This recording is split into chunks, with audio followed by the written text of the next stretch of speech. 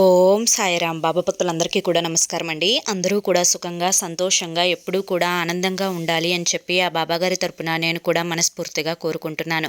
ఈరోజు బాబాగారు అందించే సందేశం ఏంటి అంటే కనుక, తల్లి ఇదంతా ఇకపై కుదరదు, ఈ మార్పు నువ్వు చేసుకోవాల్సిందే, లేదంటే జన్మంతా కూడా నరకమే.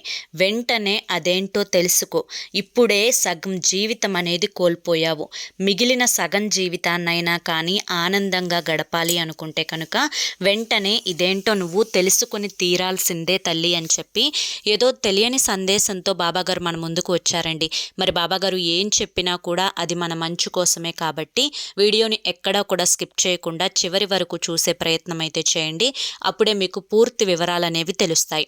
ఈ ఆలస్యం చేయకుండా వీడియోలోకి అయితే వెళ్ళిపోదాము. వీడియోలోకి వెళ్లే ముందు చాలామంది కూడా చెప్పుకోలేనటువంటి సమస్యలతోటి సతమతమైపోతూ వాటిని ఎలా తీర్చుకోవాలో తెలియక ఇబ్బంది పడిపోతూ ఉంటారు. అటువంటి వారి కోసం శ్రీ షిరిడి సాయిబాబా ఆశీస్సులతో జ్యోతిష్యం చెప్పబడును గురూజీ శివరామరాజు గారు. Phone number 995994225552. మీరు ఇప్పటి వరకు ఎన్నో చోట్ల జ్యోతిష్యం చెప్పించుకొని మీరు ఆశించిన మార్పులు మీ జీవితాలలో జరగలేదని చెప్పి బాధపడి ఉంటారు. కానీ ఇక్కడ అస్సలు అలా జరగదండి. మీ సమస్యలు ఏవైతే ఉన్నాయో, ప్రేమ, పెళ్లి, ఉద్యోగం, రాజకీయం, సంతానం లేక ఇబ్బంది పడుతున్నా, భార్యాభర్తల మధ్య గొడవలున్నా, అప్పుల సమస్యలున్నా, శత్రువుల సమస్యలున్నా, అవేంటో మీరు గురువుగారికి వివరించి చెప్పినట్లయితే వాటికి తగిన పూజలు చేసి గురువుగారు మీకు రోజులలోనే పరిష్కారాన్ని చూపిస్తారు. గురువుగారు చెప్పింది చెప్పినట్లు 100కు 1000% జరుగుతుంది. నమ్మకంతో స్క్రీన్ మీద కనిపిస్తున్న నెంబర్కి అయితే కాంటాక్ట్ అవ్వండి. అంతేకాకుండా భార్యాభర్తల మధ్య వశీకరణ, స్త్రీ మరియు పురుషుల మధ్య వశీకరణ 100% జరపబడును. ఎటువంటి సంతాన సమస్యలకైనా కానీ గురువుగారి దగ్గర చక్కటి పరిష్కారం అనేది దొరుకుతుంది. ఈ గురువుగారికి 50 సంవత్సరముల అనుభవం ఉందండి జ్యోతిష్యం చెప్పడంలో. కాబట్టి గురువు గారికి మీకున్నటువంటి సమస్యలు ఏంటో చెప్పి ఆ సమస్యల నుంచి బయటపడి ఆనందంగా జీవితంలో ముందడుగు వేయండి. ఈ నెంబర్కి కాంటాక్ట్ అవ్వండి. ఇక ఆలస్యం చేయకుండా బాబాగారి యొక్క సందేశం ఏంటో తెలుసుకుందాం. తల్లి, ఇకపై ఇదంతా కూడా కుదరదు అని చెప్పి నేను దేని గురించి చెప్తున్నానో నీకు ఏమీ కూడా అర్థం కావడం లేదు కదా బిడ్డ. నేను ఇప్పుడు ఏదైతే చెప్తానో ఆ మార్పుని నువ్వు జీవితంలో కనుక చేసుకోవడం అలవాటు చేసుకున్నావు అంటే నువ్వు పడుతున్నటువంటి కష్టాలు పూర్తిగా తొలగిపోతాయి. నీకున్నటువంటి సమస్యలు ఒక్కొక్కటిగా తీరిపోతాయి. ఏదైతే నువ్వు మానసికమైన ప్రశాంతత లేని జీవితాన్ని అనుభవిస్తున్నావో ఆ ప్రశాంతత అనేది నీకు జీవితంలో కలిగి జీవితమంతా కూడా ఆనందంగా ఉండటాన్ని నువ్వు చూసి, నిజంగా బాబా ఈరోజు మీరు చెప్పిన మాట విన్న తర్వాతే నా జీవితం అనేది ఇంత అదృష్టంగా మారింది అని చెప్పి మళ్ళీ నాతోనే నువ్వు వచ్చి చెప్తావు. ఎందుకు అంటే కనుక, తల్లి, నేను ఏం చెప్పినా కూడా అది నీ మంచి కోసమే, నీ భవిష్యత్తు కోసమే అని చెప్పి నీకు పూర్తిగా తెలుసు. కాబట్టి ఒక తండ్రిగా నేను చెప్తున్నటువంటి ఈ మాటలను పెడచెవిన పెట్టకుండా జాగ్రత్తగా వినే ప్రయత్నం అయితే చెయ్యి. తల్లి, ఇప్పటి వరకు కూడా నీ జీవితం నీకు నచ్చినట్లుగా లేదు అని చెప్పి బాధపడుతున్నావు. నీ కుటుంబంలో నీ యొక్క జీవిత భాగస్వామి నువ్వు చెప్పిన మాట వినడం లేదు, నీకు వ్యతిరేకంగా నడుచుకుంటున్నాడు. నీకు ఏదైతే ఇష్టమో అది చెయ్యకుండా తనకు నచ్చినవన్నీ కూడా చేసుకుంటూ వెళ్తున్నారు. అలాగే నీ యొక్క మానసికమైన సంతోషానికి కూడా అడ్డు తొలగుతూ ఉన్నారు. అలాగే నీ బిడ్డలు కూడా నువ్వు చెప్పిన మాట వినకుండా వారే ఏదైతే చెప్తున్నారో అది నువ్వు వినేలా చేస్తున్నారు. ఏదన్నా అంటే కనుక చిన్న పెద్ద తేడా అనేది లేకుండా పెద్దగా మాట్లాడుతూ వారి యొక్క ఆ మూర్ఖత్వాన్ని మాటల రూపంలో, కోపం రూపంలో నీ మీద చూపించేసరికి ఇటు పెద్దవాళ్ళకి చెప్పలేక, ఇటు చిన్నవాళ్ళకి చెప్పలేక కుటుంబంలో ప్రతి పరిస్థితిని కూడా నువ్వే తట్టుకొని ఎంతో ఓర్పుతోటి ఇక నా జీవితం ఇంతే అని చెప్పి కొన్నిసార్లు ఇది తప్పు, ఇది చెయ్యొద్దు అని చెప్పి వారితో గొడవకు దిగే ప్రయత్నం చేసినప్పటికీ కూడాను నీ మాట వారు పెడచెవిన పెట్టి వారు చెయ్యాలి అనుకున్న పని 100% పూర్తయ్యేలా చేస్తున్నారు. ఇదంతా కూడా ఎందుకు జరుగుతుంది అన్న విషయం పక్కన పెడితే ఇక్కడ ఎవరి స్వార్థాన్ని వాళ్ళు చూసుకుంటున్నారు, ఎవరికి నచ్చిన జీవితాన్ని వారు గడుపుతున్నారు. ఎవరు ఎవ్వరూ కూడా నువ్వు చెప్పిన మాట వినడం లేదు అంటే కనుక నీ మీద ప్రేమ కానీ గౌరవం కానీ అలాగే నీకు ఎక్కువ విలువనిచ్చి నీ మాట వినడం వల్ల వారికి మంచే తప్ప ఎటువంటి చెడు అనేది జరగదు అని చెప్పి వాళ్ళు గ్రహించలేకపోతున్నారు. ఏది ఏమైనప్పటికీ కూడాను బిడ్డ, ఇదంతా కూడా జరుగుతున్నది నీకు కొన్ని అనుభవాలు నేర్పించడానికి, నీకు కొన్ని మెలకువలు అనేవి తెలియపరచడానికి. కాబట్టి ఈ యొక్క మెలకువలను, ఈ యొక్క అనుభవాలను, వారు చెప్పే గుణపాఠాలను ఒక్కొక్కటి నువ్వు జాగ్రత్తగా ఆలకించి అడుగు ముందుకు వేసే ప్రయత్నం చేస్తే సగం జీవితం అనేది నీకు పూర్తిగా ముందుగానే తెలిసిపోతుంది. ఇక్కడ నువ్వు తిన్నావా లేదా నీకు ఒంట్లో బాగా లేకపోతే నువ్వు ఇప్పుడు ఎలా ఉన్నావు, నీకు ఏం బాలేదు, నువ్వు ఈ మెడిసిన్ వేసుకుంటావా లేకపోతే ఈ మెడిసిన్ తెచ్చుకుంటావా, ఇది వేసుకున్న తర్వాత నీకు ఎలా ఉంది, నీకు అంతా కూడా బానే ఉంది కదా, నీకంటూ మేమున్నాము, నువ్వు దేని గురించి కూడా ఆలోచించొద్దు, నీకు వెనకమాల ఏ కష్టం వచ్చినా నష్టం వచ్చినా మేము మీకు సపోర్ట్గా నుంచుంటాము అని చెప్పి నీకు ఇంట్లో ఎవరన్నా చెప్తుంటే కనుక నిజంగా నువ్వు చాలా అదృష్టవంతురాలివే.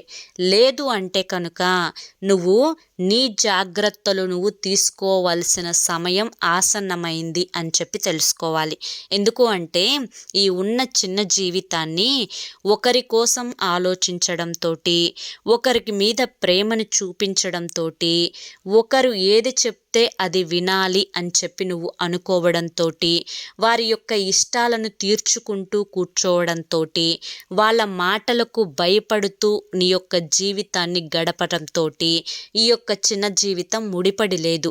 నువ్వు నీ కుటుంబానికి ఏదైతే బాధ్యత అని చెప్పి నువ్వు అనుకుంటున్నావో, నీ మనస్సులో ఒక్కొక్కరి మీద ఎంత ప్రేమనైతే పెంచుకున్నావో అవతలి వారు కూడా నీ మీద అంతే ప్రేమను పెంచుకోగలగాలి.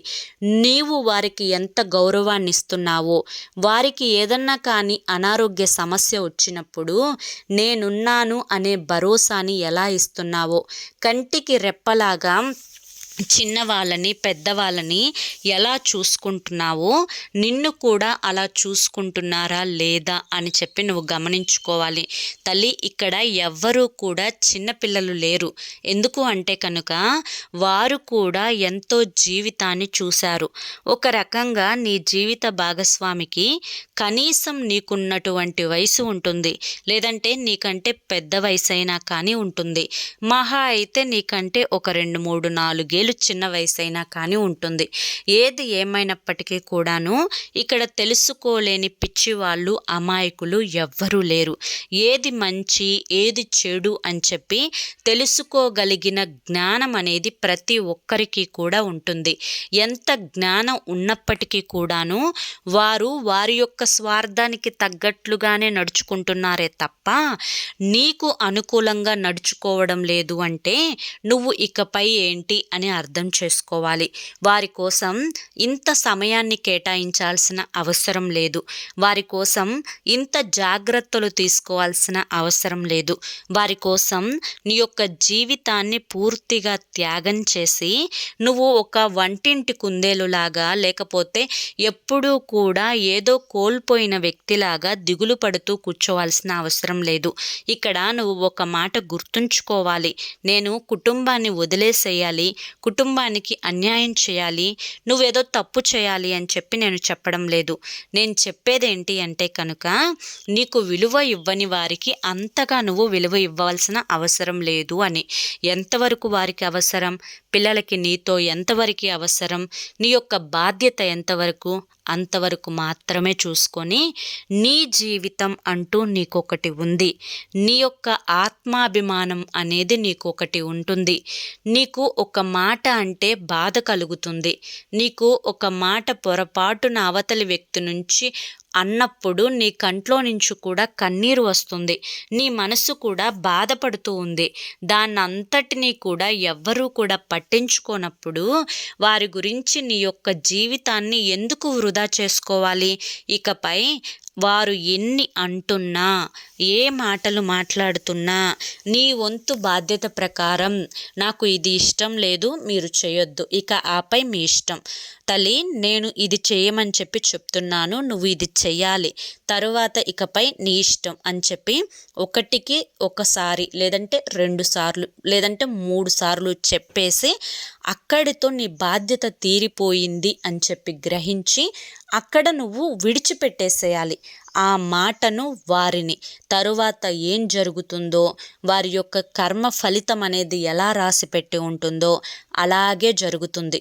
నువ్వు ప్రతిదాని గురించి అంత ఓవర్గా పట్టించుకునేసరికి వారి దృష్టిలో నీకంటూ విలువ పెరగాల్సింది పోయి, విలువ పూర్తిగా తగ్గిపోయి నిన్నొక పని మనిషిలాగా, ఒక బానిసలాగా వాళ్ళు చూస్తూ ఉన్నారు. నువ్వు నీ జీవితం అంతా అయిపోయింది అనుకొని వారి కోసమే బ్రతుకుతున్నట్లుగా జీవితం అంతా వారి ఆలోచనలతోటి, ఈ కుటుంబ బాధలతోటే సరిపోతుంది. నీకంటూ ఒక లక్ష్యాన్ని పెట్టుకో. నువ్వు కూడా ఈ యొక్క జీవితంలో ఏదో ఒకటి సాధించాలి అని ఒక తపనను పెట్టుకో. సరే, ఏమీ చేయలేను బాబా, నేను ఇంట్లోనే ఉంటాను, నాకు ఏమీ చేయడానికి వల్ల కాదు, నన్ను ఇంట్లో బయటకు వెళ్ళమని కూడా ఎవరూ చెప్పరు, నాకు ఇంట్లో ఉండటానికి ఇల్లు ఉంది, తినడానికి తిండి ఉంది, పిల్లల్ని చూసుకుంటూ ఉంటాను, అంతవరకే అంటావా? సరే పోనీ, అంతవరకే, అదేమి తక్కువేం కాదు. ఇల్లు చూసుకోవడం అంటే అన్ని ఉద్యోగాల కంటే పెద్ద ఉద్యోగం. దానికి పైసా జీతం రాకపోయినప్పటికీ కూడాను కొన్ని బాధ్యతలతోటి కూడుకున్నది కాబట్టి నువ్వు ఆ పనులన్నింటినీ కూడా సక్రమంగా చేసుకొని నీకు నచ్చిన వారితో, నీ శ్రేయస్సు కోరుకునే వారితోటి మాట్లాడుకుంటూ ప్రశాంతంగా తింటూ ఎటువంటి టెన్షన్ అనేది పడకుండా నీ ఆరోగ్యాన్ని నువ్వు చూసుకుంటూ హాయిగా నిద్రపోతూ సంతోషంగా జీవితాన్ని గడిపేసాయి. అలా కాకుండా ప్రతిదానికి గొడవకు కూర్చొని ఇల్లంతా కూడా ఒక రణరంగం అయితే చేసుకోవద్దు. నీది కాకుండా పోతుందో అది శివార్పితం అని చెప్పి వదిలేసాయి. నీకు ఏదైతే దక్కుతుందో అది శివప్రసాదంగా భావించు. జరిగేదంతా కూడా ఆ యొక్క దైవలీలగా భావించు. అంతేకాని ఏది మనసులో పెట్టుకొని ఆ బరువుని, ఆ చెత్తను కూడా మోస్తూ ఎప్పుడు ఏదో కోల్పోయిన విధంగా ఉండకు. అలా కాకుండా నీకు ఏదన్నా సాధించాలి అనే తపన ఉన్నప్పుడు ఆ లక్ష్యం వైపు దృష్టి పెట్టి ఆ పని కోసం నువ్వు ఏ పనులు చేయాలి, ఎక్కడికి వెళ్ళాలి, ఎలా పని చేస్తే సక్సెస్ అవుతావు, దానికోసం ఒక ప్రణాళికను సిద్ధం చేసుకొని ఆ ప్రణాళికకు తగ్గట్లుగా నువ్వు చేసే ఆ పని ఏదైతే ఉందో ఆ పని పట్ల ఒక అంకిత భావాన్ని పెట్టుకొని దాని యందు పూర్తి వివరాలనేవి తెలుసుకొని దానికోసం ఒక బుక్ అనేది సిద్ధం చేసుకొని ఎలా చేయాలి, ఎలా మొదలు పెట్టాలి, ఏ ఒడిదుడుకులు వస్తాయి, ఎలా చేస్తే సక్సెస్ అవుతాము, ఫెయిల్ అవ్వడానికి అవకాశాలు ఏంటి, ఏం చేయకూడదు, ఇవన్నీ కూడా సిద్ధం చేసుకొని దానికి తగ్గట్లుగా ఎవరో ఒకరి సపోర్ట్ అనేది తీసుకొని అడుగు ముందుకు వేసే ప్రయత్నం అయితే చెయ్యి. ఇలా అడుగు ముందుకు వేసినప్పుడు ఒక్కొక్కసారి పడుతూ ఉంటారు, లేస్తూ ఉంటారు, ఒక్కొక్కసారి లాభాలు వస్తూ ఉంటాయి, నష్టాలు వస్తూ ఉంటాయి. అలా పడిపోవగానే భయపడిపోయి వెనక్కి రావాలి అని చెప్పి చూడకు. పడ్డ చోటే వెతుక్కోవాలి. వెంటనే ఏది కూడా నీకు దక్కదు. కొన్నాళ్ళు కష్టపడాలి. కొన్నాళ్ళు సక్సెస్ అనేది రాకుండా నువ్వు ఎదురు చూసే విధంగా ఉంటుంది. అలాగే ఆ సక్సెస్ అనేది వచ్చినప్పుడు నీ అంత అదృష్టవంతులు మరొకరు ఉండరు అని చెప్పి గుర్తుంచుకో. ఇప్పుడు సక్సెస్ రాలేదే, దీన్ని మధ్యలో వదిలేసేద్దామా అని చెప్పి అనుకోవద్దు. ఎప్పుడైనా కానీ ఒక పనిని మొదలు పెట్టావు అంటే కనుక ఒక దాన్ని నువ్వు మొదలుపెట్టి దాన్ని సక్సెస్ సాధించాలి అని అనుకున్నావు అంటే కనుక అది ఎంత కష్టమైనా, అందులో ఎన్నిసార్లు ఓడిపోయినా విజయం వచ్చేంత వరకు కూడా పోరాడుతూనే ఉండాలి. నీ యొక్క పట్టుదల, కృషి, నీ యొక్క ఆలోచన అంతా కూడా ఆ సక్సెస్ని సాధించడం కోసం ఎన్ని విధాలుగా పెట్టాలో అన్ని విధాలుగా కూడా నువ్వు ఫోకస్ చేయాలి. ఎవరో ఈ మధ్యలో నిన్ను చెడగొట్టడానికి, నిన్ను నిరుత్సాహపరిచి వెనక్కి లాగటానికి, నువ్వు చేయలేవు, చెయ్యలేవు అని చెప్పి ఎక్కడికక్కడ నిన్ను కిందకి తొక్కేయాలి అని చెప్పి చూసేవారు ఉంటారు. వారి మాటలు ఏవి కూడా పట్టించుకోకుండా నువ్వు భగవంతుణ్ణి నమ్ముకుంటూ నువ్వు చేయాలి అనుకున్న పనులు చేసుకుంటూ వెళ్ళిపోయావు అంటే కనుక నీ జీవితం అంతా కూడా ఆనందంగా ఉంటుంది. ఒకరి కింద తలదించుకొని బ్రతకాల్సిన అవసరం ఉండదు. ఎవరైతే నిన్ను గతంలో చీ చా దేనికి పనికి రాకుండా పోతున్నావు అని చెప్పి పేర్లు పెట్టారో వారు కూడా నువ్వు ఎంతో అదృష్టవంతురాలివి అని చెప్పి, నువ్వు చేయలేని పనిని కూడా సాధించావు అని చెప్పి, నీకంటూ ఒక గుర్తింపును తెచ్చుకున్నావు అని చెప్పి నీకు విలువనిచ్చే ఏర్పాటు అయితే చేస్తారు. నిన్ను ఎవరైతే అసహించుకున్నారో, ఎవరైతే నిన్ను చిన్నచూపు చూశారో వారే నువ్వు వెళ్ళినప్పుడు లేచి నుంచునేలా, వారి యొక్క చూపులో మర్యాద పెరిగేలా నీకు నువ్వే సిద్ధపరచుకోవాలి. అలా కాకుండా నేను కష్టపడను, నేనేం చేయను, నేను ఇలాగే మంచం మీద కూర్చుంటాను, నాకు సక్సెస్ రావాలి, నాకు పేరు రావాలి, నాకు పలుకుబడి పెరగాలి, నాకు డబ్బు రావాలి అంటే రాదు కదా తల్లి. అలా అనుకొని దైవాన్ని నిందించకూడదు కదమ్మా. నువ్వు ఎప్పుడైనా కానీ కష్టపడాలి. దానికోసం ఒక్కసారి కాదు 10 సార్లు కష్టపడాలి. 11వ నువ్వు దేవుణ్ణి నాకు వరంగా ఇవ్వండి, ఇంత కష్టపడ్డాను అని చెప్పి అడగాలి. అప్పుడు నీకు ఆ కష్టానికి తగిన ఫలితం అనేది వస్తుంది. బిడ్డ, ఎప్పుడైనా కానీ మనం పిలిచిన వెంటనే సక్సెస్ అనేది వస్తే ఆ సక్సెస్కి విలువే ఉంటుంది చెప్పు. ఏదైనా మనం ఎదురు చూసి దానికోసం ఆ వేదన, ఆ పడే తపన, దానికోసం చేసే కృషి ఏదైతే ఉంటుందో ఇవన్నీ కూడా నువ్వు సాధించే ఆ సక్సెస్ విలువను పెంచుతాయన్నమాట. అప్పుడే నిజమైన సక్సెస్ని నువ్వు ఎంజాయ్ చేయగలుగుతావు. ఈ మధ్యలో నిన్ను చుండు మాటలతో పొడిచేవాళ్ళు, నీకు తలనొప్పులు తెప్పించేవాళ్ళు, నిన్ను తొక్కేయాలి అని చెప్పి చూసేవాళ్ళు, నువ్వు ఎదుగుతున్నావని ఏడ్చేవాళ్ళు, ఇలా ఎంతోమంది తగులుతూ ఉంటారు. వాళ్ళెవ్వరిని కూడా నువ్వు లెక్క చేయకూడదు. ఎవరి మాటలు కూడా పట్టించుకోకూడదు. ఎవరికైనా కానీ ఒక మాట అనాలి అంటే అర్హత ఉండాలి. వారు నిన్ను ఏం పెంచి పోషిస్తున్నారు అని చెప్పి ఒక మాట అంటారు. నీకు లేకపోతే డబ్బులు ఇస్తున్నారా? ఒక పూట నీకు అన్నం వండి పెడుతున్నారా? ఒక పూట నీ పిల్లలకి క్యారేజీలు కట్టి పంపిస్తున్నారా? మంచి చెడు చూస్తున్నారా? చదువులకి ఫీజులు కడుతున్నారా? నీ ఇంట్లో నువ్వు బాగోక పడుకుంటే ఒకరోజు వచ్చి పని చేసి పెడుతున్నారా? ఏం చేస్తున్నారని చెప్పి వాళ్ళకు అనే అర్హత ఉంటుంది. ఈ సమాజం అనేది అడుగుతూనే ఉంటుంది, వేలెత్తి చూపిస్తూనే ఉంటుంది, ఎదిగే వాళ్ళని తొక్కాలి అని చెప్పి చూస్తూనే ఉంటుంది. ఈ కుళ్ళుబోతు సమాజంలో చాలామంది కుళ్ళుబోతుల మధ్య నువ్వు జీవితంలో ముందుకు వెళ్ళాల్సి ఉంటుంది. కాబట్టి అలా వెళ్ళాలి అనుకున్నప్పుడు అప్పుడప్పుడు దారిలో ముళ్ళ కంచెలు వస్తూ ఉంటాయి.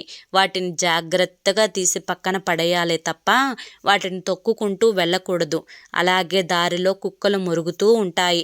అవి మురిగినప్పుడల్లా కూడా వాటితో నువ్వు మురుగుతూ కూర్చున్నావు అంటే వాటితో పాటు సమానంగా నీ విలువ పడిపోతుంది. కాబట్టి ఆ మురిగే కుక్కలను పట్టించుకోకుండా నువ్వు చేరాలి అనుకున్న లక్ష్యం వైపు మాత్రమే దృష్టిని పెట్టాలి. నువ్వు గురి చూసి ఒక సర్కిల్లో, అంటే ఒక ఎర్ర చుక్క మీద, అంటే ఒక పక్షి ఉందనుకో, ఆ పక్షి కనుగుడ్డుకి బాణం వేసి కొట్టాలి అంటే నీ దృష్టి అంతా కనుగుడ్డు మీద ఉండాలి తప్ప చుట్టూ ఉండే మొక్కల మీద, చెట్ల మీద, వేరే పక్షుల మీద ఉంది అంటే కనుక ఖచ్చితంగా నీ తప్పే అవుతుంది. నువ్వు ఒక్కసారి గురిపెట్టావు అంటే సరిగ్గా కనుగుడ్డుకి తగిలి తీరాలి. అలా ఉండాలి నీ యొక్క లక్ష్యం అనేది. అంత బలంగా ఉండాలి, అంత స్ట్రాంగ్గా పునాదిని వేసుకోవాలి. అప్పుడే ఒక్కొక్కసారి వెనకడుగు వేస్తే 4 అడుగులు ముందుకు పడతాయి అని చెప్పి తెలుసుకోవాలి. అయ్యో నేను వెనక్కి పడిపోతున్నానే అని భయపడకూడదు, పనిని మధ్యలో వదిలేసేయకూడదు. నువ్వు ఇప్పటికే సగం జీవితాన్ని కోల్పోయావు తల్లి. ఇకపైనైనా కానీ తెలుసుకోకపోతే జీవితాంతం నరకం అనేది అనుభవించాల్సి వస్తుంది. కాబట్టి నీలో మార్పు రావాలి, నీ యొక్క మనసులో కూడా మార్పు రావాలి. ఆ మార్పు వచ్చినప్పుడు మాత్రమే జీవితం అంతా ఆనందంగా ఉంటుంది. అర్థమైంది కదా అని చెప్పి ఈరోజు బాబాగారు మనకి చాలా చక్కటి సందేశాన్ని అందించారండి. మరి ఈ సందేశంలో ఎంతో గొప్ప ఆంతర్యం ఉంది, మనం అర్థం చేసుకోవాలే కానీ. మరి ఈ సందేశం మీ అందరికీ కూడా నచ్చింది, అర్థమైంది అని చెప్పి అనుకుంటున్నాను. నచ్చింది, అర్థమైంది అని చెప్పి అనిపిస్తే ఈ వీడియోకి ఒక లైక్ ఇవ్వండి. లైక్ ఇచ్చిన వెంటనే హైప్ అని వస్తుంది, హైప్ ఇవ్వండి. కింద కామెంట్ సెక్షన్లో ఓం సాయిరామ్ అని చెప్పి టైప్ చేయడం మాత్రం అస్సలు మర్చిపోవద్దు. మొదటిసారి మన సాయి పిలుపు ఛానల్లోకి వచ్చినట్లయితే కనుక మన ఛానల్ని సబ్స్క్రైబ్ చేసుకొని సపోర్ట్ చేయండి. రేపు మరొక మంచి వీడియోతోటి మళ్ళీ కలుసుకుందాం. అంతవరకు కూడా బాబాగారి యొక్క ఆశీస్సులు మీ మీద, మీ కుటుంబ సభ్యుల మీద ఎల్లకాలం ఉండాలి అని చెప్పి మనస్ఫూర్తిగా కోరుకుంటూ సర్వేజన సుఖినో భవంతు. ధన్యవాదములండి. ఓం సాయిరామ్.